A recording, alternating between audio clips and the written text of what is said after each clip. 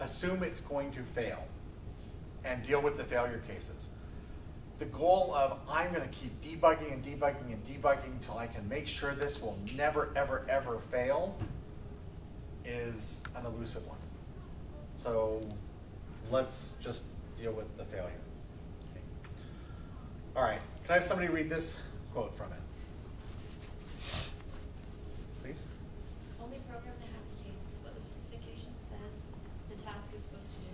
When writing code from a specification, the specification says what the code is supposed to do. It does not tell you what you're supposed to do if the real world situation deviates from the specification.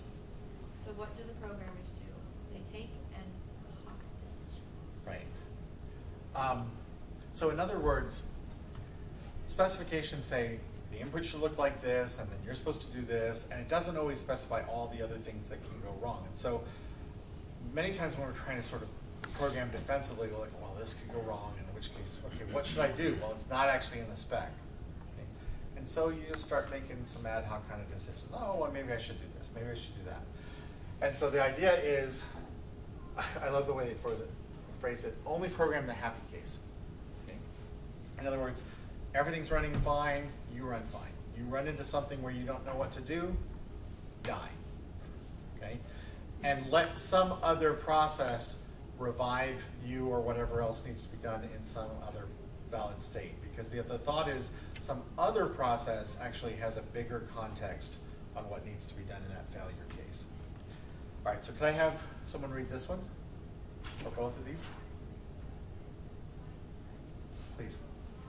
If a hardware failure requires any immediate administrative action, the service simply won't scale cost effectively and reliably. The entire service must be capable of surviving failure without human administrative interaction. Failure recovery must be a very simple path, and that path must be tested frequently. Armando Fox of Stanford argued that the best way to test the failure path is never to shut the service down when hard failing. This sounds counterintuitive, but if the failure paths aren't frequently used, they won't work when needed. So in other words, periodically intentionally crashing.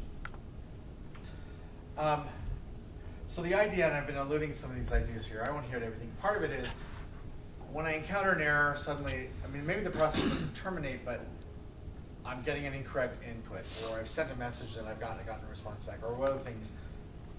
I've encountered some error. I don't know what to do. So can I recover here? If I can, what's the right thing to do? And again, can I even recover? And then another issue is assuming that something's going to revive this process when it does crash. How do you restart back into some sort of valid state? And then also, am I crashing then in some sort of valid place? In other words, I've detected there's an error. Maybe there's some stuff I need to save out and do so I can restart, and then I'll terminate. So, borrowing a little bit just for our last couple of minutes from another talk, Heisenbugs and Friends. I love this term Heisenbugs. They're bugs that exist in the system until you actually start trying to look for them. And you've probably all experienced some of those. So this happens when you're talking about large-scale distributed processing.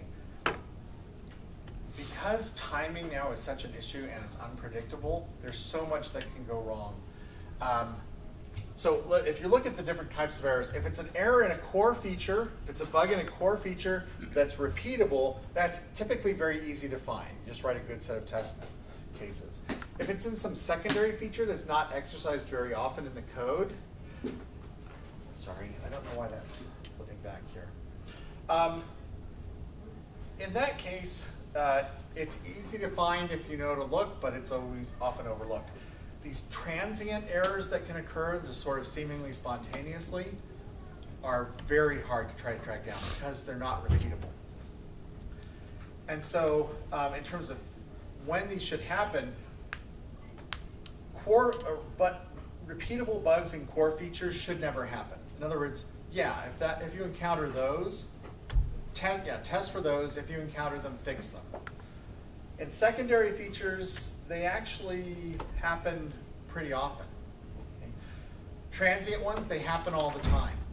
So if you put the two together, they're hard to track down, they happen all the time, just architect it to deal with the failure case, okay?